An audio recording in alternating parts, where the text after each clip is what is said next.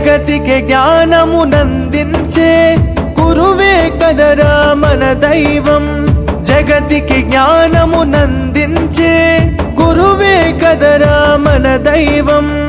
గురువే దీపం, గురువే ధైర్యం, గురువే ధర్మం, గురువే సర్వం. గురువే దీపం, గురువే ధైర్యం, గురువే ధర్మం, గురువే సర్వం.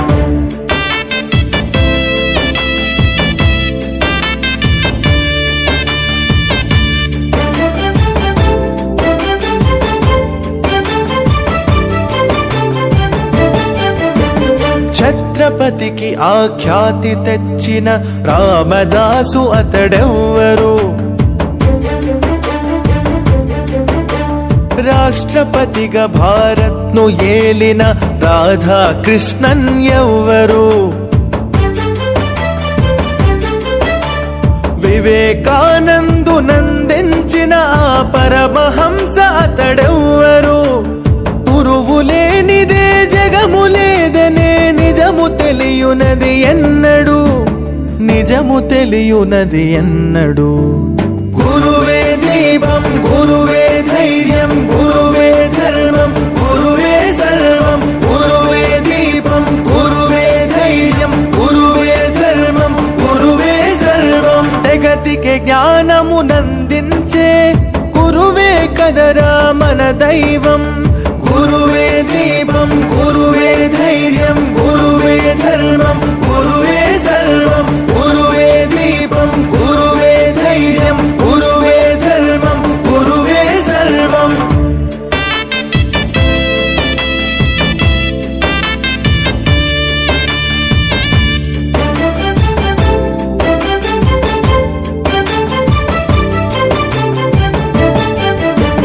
కాసుల కాతడు లొంగడు, ఏ ఖ్యాతికి ఉప్పొంగడు.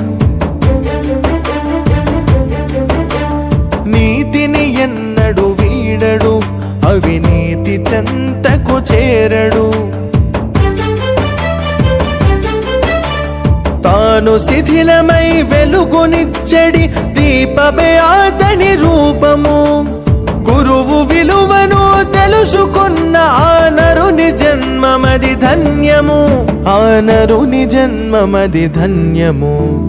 గురువే దీపం, గురువే ధైర్యం, గురువే ధర్మం, గురువే సర్వం. గురువే దీపం, గురువే ధైర్యం, గురువే ధర్మం, గురువే సర్వం. జగతికి జ్ఞానమునందించే గురువే కదరా మన దైవం.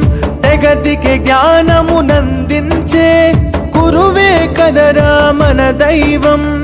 గురువే దీపం, గురువే ధైర్యం, గురువే సర్వం. గురువే సర్వదే, గురువే ధైర్యం, గురువే ధర్మం, గురువే సర్వం. గురుర్బ్రహ్మా గురుర్విష్ణు గురుర్దేవో మహేశ్వరః. గురు సాక్షాత్ పరబ్రహ్మ తస్మై శ్రీ గురవే నమః.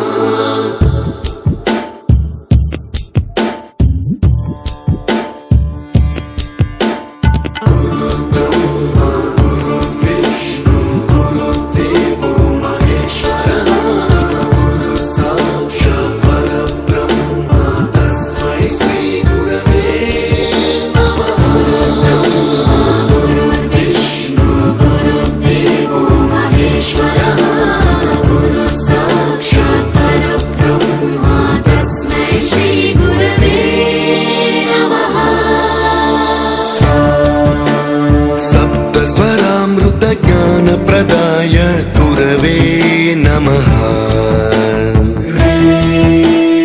ईश्वरनन्दित श्रुतितत्त्वाय गुरवे नमः. गमगधीभावरसलसिताय गुरवे नमः. मम विधिं रागनरहरिं तं सद्गुरुं नमः.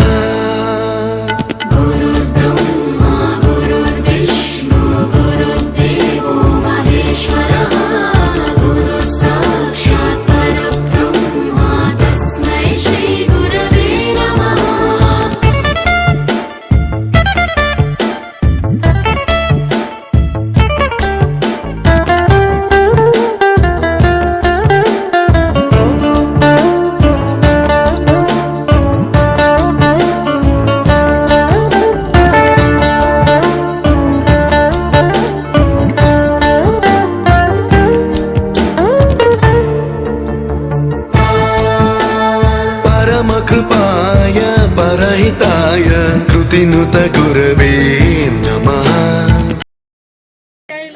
విశేష సేవలు అందించి అధ్యక్షుల వారు జీవి రమణ గారు గారిని వేదికను అలంకరించాల్సిందిగా సాధారణంగా ఆహ్వానం పలుకుతా ఉన్నామండి. డాక్టర్ బిఆర్ అందిస్తా ఉన్నామండి. తదుపరి తూర్పుగోదావరి జిల్లా ప్రధాన కార్యదర్శి అయిన జి మురళీకృష్ణ గారిని కూడా వేదిక మీద ఆలోచించుకోవచ్చు. ఈనాటి ఇలా ఈ సందర్భంగా మనం మన సీనియర్ కామ్రేడ్ మా గురువు గారు అయినటువంటి ఉత్సాహంతో చెప్పాడు. చివరి రిటైర్ అయిపోయిన దిన రాజును కూడా ఆ ఉత్సాహంతో 4 గంటలు ఈయనకి ఉత్తమ ఉపాధ్యాయ అవార్డులు గట్ట రాలేదేమన్నా వచ్చుండవు కానీ కాదు, పిల్లలకు బోధించడంలో ఒక గొప్ప టీచర్. ఆయన ఎంత గొప్ప టీచర్ అంటే ఆయన సబ్జెక్ట్ లోనే కాదండి, అన్ని విషయాల్లో పిల్లల యొక్క సైకాలజీ విషయంలో ఇంకో విషయం ఎందుకంటే హెడ్ మాస్టర్లు ఎవరున్నా సార్ ఆ పిల్లోడు కొంచెం అలాగా మాట్లాడుతున్నాడు కొంచెం చూడండి అని రెహమాన్ గారికి అప్పచెప్పే పరిస్థితి. ఈ పిల్లల సంగతి ఎలా చూడండి అంటే ఆయన స్కూలు మెయింటెనెన్స్ హెడ్ మాస్టర్ తరఫున ఎవరున్నా స్కూల్ మెయింటెనెన్స్ చూడాలి, అన్ని ఆయనే చూడాలన్నమాట. కిందండి చేసిన కాలంలో చాలా విషయాలు ఎన్నో పరిష్కారం, కొన్ని సమస్యలు చాలా కఠినమైన సమస్యలు వచ్చినాయి వాళ్ళిద్దరి కాలంలో కూడా. అయినా సరే వాటిని చాలా పట్టుదలను విక్రమార్కుల్లా అవన్నిటిని కూడా మరి పరిష్కరించారు. ఇతనిలో గొప్పతనం ఏంటంటే ఈయనలో గొప్పతనం ఏంటంటే తొనకుండా బెనక్కుండా సమస్యలు పరిష్కరించడం. నేనున్నాను అనుకోండి, సమస్య వస్తే కేకలేసేవాడిని, ఇప్పుడు కాదులేండి, కేకలేయడానికి ఓపిక లేదు. ఇప్పుడు ఆయన కేకలేసేవాడు కాదు, తొనకుండా బెనక్కుండా సరైన సలహా ఇచ్చి అవతల వాళ్ళని ఇబ్బంది పడేలాగా అదే ఎవరిని అధికారుల్ని చేసేవాడు. అలాగా మంచి సేవలు అందించారు. యూనిట్కి అంత ఇంత సేవ కాదు, చాలా గొప్ప సేవ అందించారు. ఇక ఈయన మంచి దేవునికి భక్తి ఉన్న వ్యక్తి. రోజు నమాజుకి హాజరవుతారు. దేవుణ్ణి ఎంత గొప్పగా ప్రేమిస్తారో యూటీఎఫ్ ని అంతకు మించి ప్రేమించేటటువంటి గొప్ప వ్యక్తి. మరి అందుకు ఆయనకి మరొకసారి కృతజ్ఞతలు తెలియజేస్తూ ఇలాగా రాబోయే కాలం అంతా కూడా చాలా హ్యాపీగా జరగాలని, మంచి ఆరోగ్యం ఆ దేవుడు ఆయన నమ్ముకున్న అల్లా దేవుడు ఆయనకి ఇవ్వాలని కోరుకుంటూ ఈ అవకాశం ఇచ్చిన అందరికంటే ముఖ్యంగా ముందు నాకు ఇచ్చిన మరి అధ్యక్షుల వారికి ధన్యవాదాలు తెలియజేస్తూ సెలవు తీసుకుంటాం. శుభ సందర్భంలో గోపాలరావు గారిని గుర్తు చేస్తూ, గోపాలరావు గారికి నచ్చిన కార్యకర్త మన రెహమాన్ గారిని, అలాగే మన మండలంలో గోపాలరావు గారి తర్వాత గోపాలరావు గారి లాగా మన మండలంలోని సమస్యల్ని గన్నంటి ముందుండి సమస్య పరిష్కారంలో రెహమాన్ గారు చేశారని గత స్మృతుల్ని మళ్లీ గుర్తు చేసినందుకు ఏడుకొండల గారికి ధన్యవాదాలు తెలియజేసుకుంటూ, తదుపరి మన కోనసీమ జిల్లా గౌరవాధ్యక్షులు వెంకటేశ్వరరావు గారిని మాట్లాడుతూ సన్మాన కార్యక్రమం చూస్తూ ఉంటాం. ఒక 3 గంటలు మమ్మల్ని కూర్చోబెడుతూ ఉంటాం చాలా సమావేశాల్లో. అది ఒక తంతులో నడుస్తూ ఉంటాం. ఆయన ఇంద్రుడు చంద్రుడు అంటూ ఉంటారు. కానీ ఇక్కడ నాకైతే యూటీఎఫ్ శిక్షణా కార్యక్రమం లాగా అనిపిస్తుంది. రెహమాన్ గారు ఈ సంఘానికి మరి ఏం చేశారు అని మనం ఒకసారి నెమరు వేసుకున్న ఆయన సమక్షంలోను, ఆ విధంగా భవిష్యత్ తరంలో కూడా మనం కూడా ఈ విధంగా చేయాలి అని ఆ నెక్స్ట్ తరానికి మన సర్వీసెస్ పూర్తి చేయడంలో లక్ష్యంగానే ఈ సమావేశం నడుస్తుంది. ఆ విధంగా కూడా మరి రెహమాన్ గారు యూటీఎఫ్కి మరొకసారి మంచి ఒక వరవడిని సృష్టించాలని సందర్భంగా తెలియదు. అలాగే చెప్పారు. మరి ఆయన కాలంలో ఏమేమి చేశారు 1-2 ఇన్సిడెంట్లు కూడా చెప్పారు. ఈవేళ ఆయన ఇంకోటి కూడా చెప్పారు ఏంటంటే సర్వీస్ ఎట్ ది సేమ్ మొదటి నుంచి కూడా మరి యూటీఎఫ్గా సంఘ సభ్యులుగానే ఉన్నారని చెప్పారు.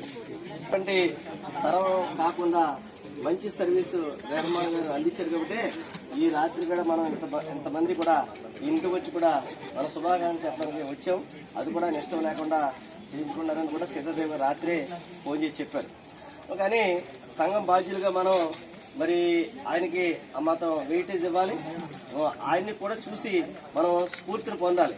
వీళ్ళు మరి ఆ కుటుంబ సభ్యులతో గడపవలసిన సమయమని మరి ఇలాంటి సంఘ బాధ్యుల్లో ఉండి మరి ఇంత టైం వెచ్చించి ఈ సంఘాన్ని ఒక్కో మండలానికి పలానా మండలం అనేటోడికి ఆయన పేరు వచ్చి గుర్తొచ్చేలాగా ఉంటది. ఈ మధ్యకాలంలో మరి ఆయన మరి ఒక ఆయన చెప్పారు, ఆయన గురించి నాకు కూడా ఎవరు చెప్పారు, రాయవరం అంటే ఎవరు సీనియర్ గోపాలరావు గారు అని చెప్పారు. అలాగా ఆయన అధ్యక్షులు, అలాగే వేదిక మీద ఉండేటువంటి సీనియర్ నాయకులు, అలాగే మా జిల్లా నాయకత్వం, అలాగే ఇక్కడ ఆదరైనటువంటి మండల నాయకత్వం, అలాగే ప్రస్తుతం మిమ్మల్ని రాయవరం మండల శాఖ అధ్యక్షులు కళ శ్రీనివాస గారిని ఈయన మనం ఒక రోల్ మోడల్ గా చూసుకోవాల్సిన అవసరం ఉంది. ప్రస్తుతం మన వ్యవస్థ కుచించుకుపోతుంది. ఆ వ్యవస్థని కాపాడుకోవాలంటే ఆ నుంచి కొన్ని విషయాలైనా నేర్చుకున్నట్లయితే ఆ వ్యవస్థను ఎలా కాపాడుకోవాలో ఏంటి. మనకి అడ్మిషన్స్ లేవు, ఒక విధమైన ఫ్లోలో వెళ్ళిపోతున్న సమాజం కూడా. అదే మనం కూడా ఇందాక కూడా చెప్పాను, ప్రపంచీకరణ అంటే ఏంటి అని మనం వెళ్ళుకున్న సందర్భంలో నేను ఎప్పుడు చదివాను. కోకో కోలా కొనుక్కుని తాగడం అంటే మనం కూడా అందులోనే చిక్కుకుని ఉన్నది. మన వృత్తికి కూడా దాన్ని అన్వయించుకోవచ్చు. రేపొద్దు ఆయన ఏంటంటే రిటైర్మెంట్ అనేది దాని ఏంటి ఆయన వృత్తికే తప్ప మన ఉద్యమానికి ఆయనకి రిటైర్మెంట్ లేదు. ఆయన మీరు ఎలా ఉపయోగించుకోవాలంటే అలా ఉపయోగించుకోవాలని ఆయన ఉపయోగపడతాడు కాబట్టి ఆ సలహా ఇస్తూ ఉన్నాను. అలాగే రాబోయే కాలంలో ఆయన ఏ విధంగా అయితే ఉండాలనుకుంటున్నాడో, సమాజానికి సేవ చేయాలనుకుంటున్నాడా లేకపోతే ఇంకో రకంగా ఏ విధంగా అయితే ఉండాలనుకుంటున్నాడో కుటుంబం కూడా ఆ విధంగా ఉండేటట్లు ఆయనకి సహకరిస్తూ ఆయనకి ఆ అవకాశాన్ని ఇవ్వాలని. నేను రెహమాన్ గారి దగ్గర కెమిస్ట్రీ ట్యూషన్కి వెళ్ళాను. నేను ఇంటర్మీడియట్ చదివేటప్పుడు చాలా మంది తెలియదు. నేను ఇంటర్మీడియట్ రెహమాన్ గారి దగ్గర ట్యూషన్కి దేశం గారి చదివే సందర్భంలో ఆయన దగ్గర నేను ఆయన దగ్గర చదువుకోవడానికి చెప్తాను. ఉపాధ్యాయ ఉద్యమ సందర్భం వచ్చేటప్పుడు రాయవరం మండలం 2000లో ఉద్యమం వచ్చిన తర్వాత చాలా ఉధృతమైన పోరాటాలు చేసేవారు. రాయవరం మండలం హెడ్కోటలో చాలా పోరాటాలు. నాకు తెలిసి వసంత మాధవి ఒక పెద్ద పోరాటం జరిగింది. ఆ సందర్భంగా మేము వచ్చాం, ఐపోలవరం నుంచి ఇక్కడికి వచ్చాం. ఆ సందర్భంలో మన ఏడుగొండల గారు, చిట్టుబాబు గారు, విక్టర్ గారు, రామన్ గారు, ఇంకా చాలా మందిలో యూట్యూబ్ ఉద్యమాల్లో కూడా ఆయన కొనసాగారండి. విచిత్రం ఏంటంటే 98లో నేను చూసినట్టు రెహమాన్ గారు ఎలా ఉన్నారు, ఇప్పుడు అలాగే ఉన్నారు. అప్పుడు గెట్టం లేదు, ఇప్పుడు గెట్టం ఉంది. గెట్టం పెంచుకునేవారు కాదు రెహమాన్ గారు. సేమ్ మనిషి మేము మారిపోయాం కానీ ఆయన మారే పరిస్థితి లేదు. ఏదైనా మరొకసారి రిటైర్డ్ అయిన తర్వాత కూడా ఉపాధ్యాయ ఉద్యమానికి ఆయన అన్నదానం ఉండాలండి, ప్రోత్సాహం ఉండాలండి, సంఘాన్ని దగ్గరుండి నడిపించాలని చెప్పేసి మీ యొక్క సూచనలు సలహాలు యూటీఎఫ్కి చాలా అవసరమని తెలియజేస్తూ ఉద్యోగ విరమణ శుభాకాంక్షలు తెలియజేస్తూ ధన్యవాదాలు మిత్రులు. Thank you.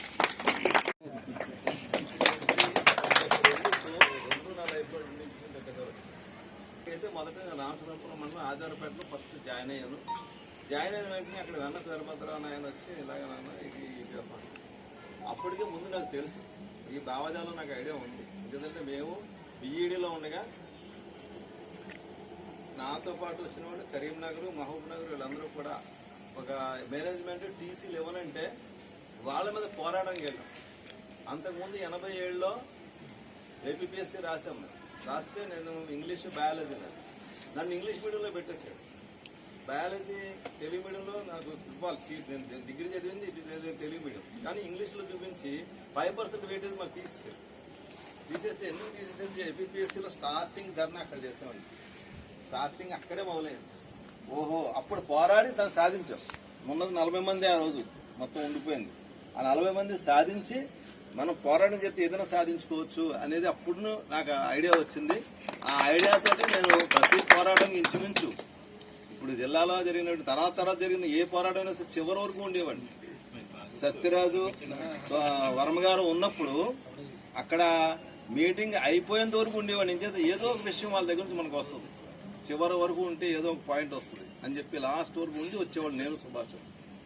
అంచేత ఏంటంటే రంగం గురించి క్లియర్గా మనం వచ్చిన తర్వాత నా దగ్గర ఎస్టీ వాళ్ళు సభ్యత్వం తీసుకుంటాను ఒక ఆయన ఛాలెంజ్ చేశాడు. నెక్స్ట్ ఇయర్ తీసుకుంటావు, ఇప్పుడు తీసుకుంటావు, తీసుకుని నేను మాత్రం ఇవ్వను. నేను అప్పుడే అన్నాను, నువ్వు నన్ను నిలబెట్టి కోసేసినా సరే నేను యూటీఎఫ్ అంటాను తప్ప అంటే నీ దగ్గర ఎలాగైనా నెక్స్ట్ తీసుకుంటా అన్నాడు. తర్వాత అతనే డౌన్ అయిపోయాడు. అదే సంఘంలో ఉన్నటువంటి ప్రెసిడెంట్ తర్వాత ఇయర్ మాతోటి కలిసి అన్న ఈ ఏడాది ఒక్కేడాది వదిలే నెక్స్ట్ ఇయర్ మీకే ఇచ్చేస్తాం సభ్యత్వం అనే పరిస్థితి వచ్చాడు. అంటే అలా మౌల్డ్ చేయగలిగాం. ఏం చేద్దాం, మన ఉన్న భావజాలం అటువంటిది. మనం సర్వీస్ చేస్తాం. ఉన్నటువంటి 3 సిద్ధాంతాలు అధ్యయనం, అధ్యాపనం, సామాజిక స్పృహ. ఆ స్పృహ అనేది నాకైతే ఎక్కువగా ఉంది. ఎందుచేతంటే ఎవరైనా కష్టంలో ఉంటే వాళ్ళకి మనం సాయం చేయాలి తప్పదు.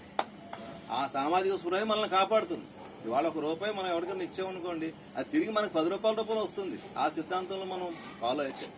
సో ఈ యూటీఎఫ్ ఉద్యమాల్లో ఏంటంటే ప్రతి దాంట్లో ఇంచుమించు రాజమండ్రిలో ఆర్టీఓ ఆఫీస్ దగ్గర అయితే కలెక్టర్ గారి హయాంలో ముట్టడి చేస్తాం ఆర్టీఓ ఆఫీస్. అప్పుడు పులోమటు లాక్కుపోతున్నారు. ఒక నాకు చాలా ఆనందం చేసింది అనమాట. మేము అందులో భాగస్వామ్యం అయిపోయాం కాబట్టి. ముందు వరుస తీసుకుపోయారు, 2వ వరుస వచ్చేసాం, మళ్ళా 3వ వరుస ఎట్టుకుపోయారు. నేను వెనక్కి వెళ్ళిపోయేవాడిని. వెనక్కి ఇప్పుడు తీసుకెళ్తాను. 4వ వరుస కూడా అయిపోయింది. 5వ వరుసకు వచ్చిన తర్వాత వాళ్ళు చేతులు దండం పెట్టేశారు పోలీసులు. అయ్యా మేము తీసుకెళ్ళలేము, మీరే వచ్చేయండి అంటే ఇంకప్పుడు ఏమన్నారు మా నాయకత్వం వచ్చేయండి అంటే వచ్చేసాం. వచ్చేస్తే సదరు అప్పుడు ఆ ఫ్యాక్టరీలోనే చేశారు, జాక్టోలో అనుకుంటా. అప్పుడు ఎస్టీ నాయకుడు ఏం చేస్తున్నాడు, గిరగిరా తిరుగుతున్నాడు. ఈ సంతకాలు పెట్టమని చెప్పాడు. పెట్టికేసి మా మీద పెట్టాడు. మేము సంతకాలు పెట్టేసి వచ్చాం. వీడు తిరుగుతున్నాడు.